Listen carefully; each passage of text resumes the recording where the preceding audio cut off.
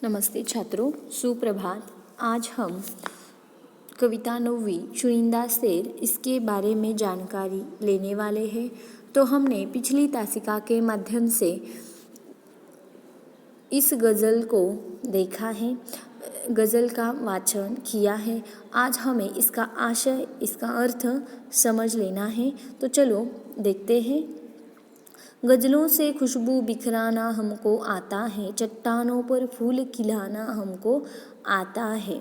यहाँ पर कवि यह कहते हैं कि कितने क्यों न हमारी राह में कठिनाइयाँ हो, संकट आ जाए, लेकिन हमें उसका सामना डटकर करना चाहिए।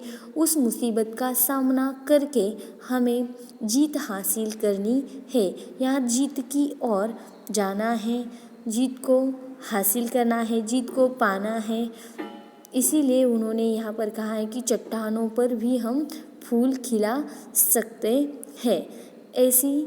ऐसा साहस, ऐसी हिम्मत तुम्हें रखनी चाहिए। आगे, परिंदों को शिकायत है, कभी तो सुन मेरे मालिक, तेरे दानों में भी शायद लगा है घुन मेरे मालिक। देखो, यहाँ पर कवि का कहने का यह तात्पर्य है कि जो पंछी है, उन पंछियों की भी शिकायत है कि हे ईश्वर, तेरी कृपा से जो हमें दाने मिलते हैं खाने के लिए, वह भी आज के कैसे हैं, खोखले हैं, खाली है, उसमें कीड़े लगे हुए हैं।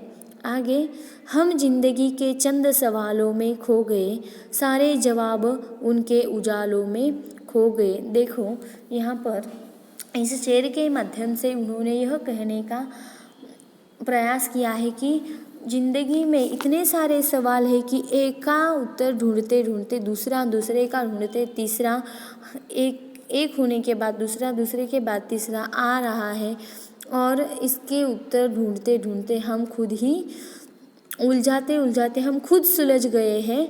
लेकिन इसका उत्तर एक ना एक दिन तुम्हें मिल जाएगा और तुम इन कठिनाइयों से भी, यहाँ ऐसे चंद सवाल से भी तुम बाहर आओगे। आगे, चट्टानी रातों को जुगनू से वह सवारा करती है, बरसों से एक सुबह हमारा नाम पुकारा करती है। देखो, यहाँ पर कहने का तात्पर्य है कि जो अंधेरी रात है वह जुगनू से सवारा करती है, लेकिन जब रात चली जाती है तब जो सुबह आती है, वह जो एक नई उम्मीद, एक नया किरण लेकर आती है, नया उम्मीद का किरण लेकर आती है, ऐसा यहाँ पर कहा है। आगे, वह आसमां पे रोज एक ख्वाब लिखता था, उसे पता न था वह इनकलाब लिखता था। देखो, यहाँ पर कवि का कहने का तात्पर्य यह है कि कवि कहते हैं आसमां पे रोज एक ख्वाब, यानी कि रोज एक सपना वह क्या करता था कि देखता था। लेकिन सपना देखना कोई गलत बात नहीं है, लेकिन उसे पूरा भी करना ज़रूरी होता है। आगे देखते हैं। हंसी से अपने आंसुओं को छुपाकर देखो, नया मुखौटा चेहरे पे लगा के देखो।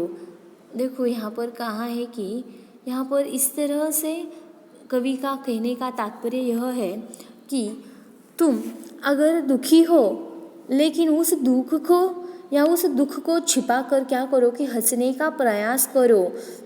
इस तरह का मुखौटा पहनो कि लगना चाहिए कि तुम दुखी नहीं हो। अगर तुम ऐसा करोगे तभी तुम्हें पता चलेगा कि दूसरों का दर्द क्या होता है, दूसरों का दुख कैसा है। आगे, वह फकीरों की दुआओं में असर देता है, आँख से इत्र बांटने का हुनर देता है।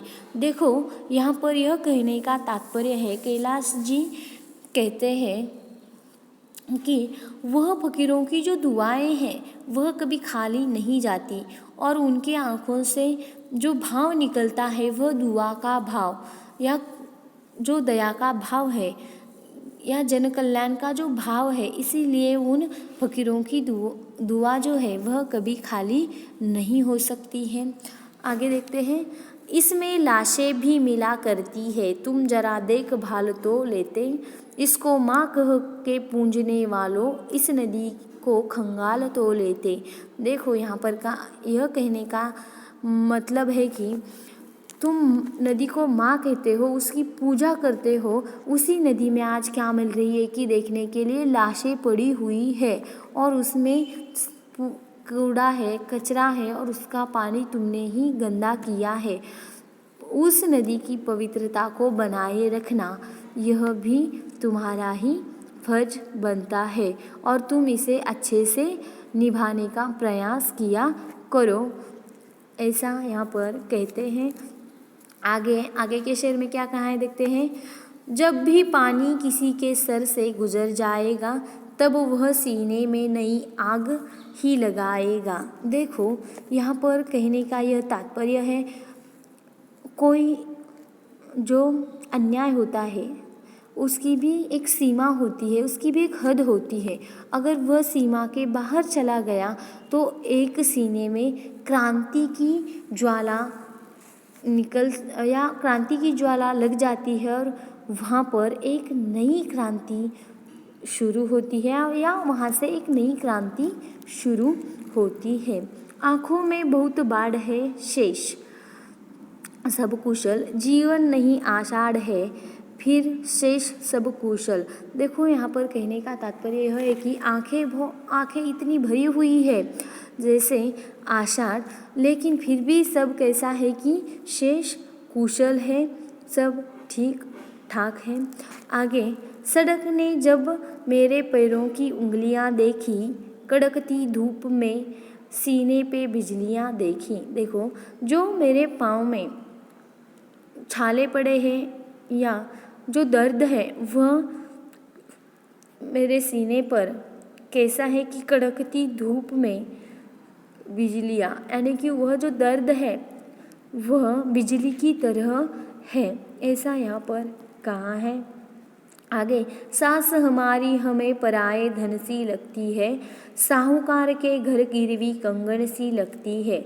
यहाँ पर बहुत अच्छे से सास का एक चित्रण किया है, या सास जो है हमारी वह किस तरह से पराई लगती है, इन्होंने बहुत अच्छे से समझाने का प्रयास किया है कि जिस तरह से हम साहूकार के पास जो सोने के कंगन होते हैं, जो गहने होते हैं सोने के, उसे गिरवी रखते हैं, उसी तरह जो हमारी सास है वह भी पराई है। क्यों पराई है कि उस पर अधिकार किसका है, उस ईश्वर का है।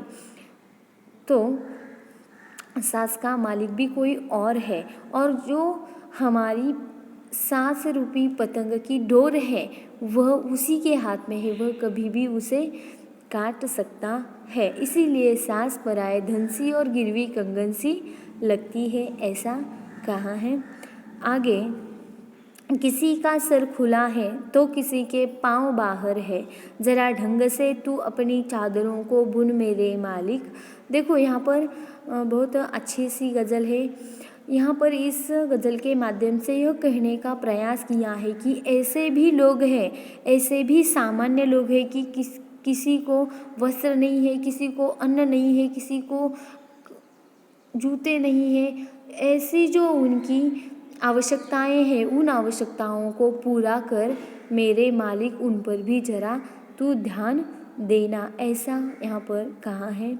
आगे क्या कहते देखते हैं। वह जो मजदूर मरा है वह निरक्षर था, मगर अपने भीतर वह रोज़ एक किताब लिखता था। यहाँ पर बहुत अच्छे से कहा है कि जो मजदूर मरा हुआ है वह निरक्षर ज़रूर था, लेकिन वह अपने भीतर, अपने अंदर क्या करता था कि रोज़ एक किताब लिखता था। यह किताब क्यों लिखता था पता है कि जब दूसरी पीढ़ी आ जाएगी, जो पीछे की पीढ़ी है वह उसे देखे जाने, इसीलिए वह क्या करता था कि किताब लिखता था, ऐसा यहाँ पर कहा है।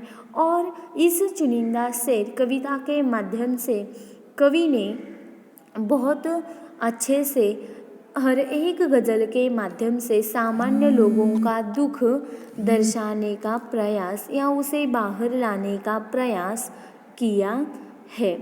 धन्यवाद।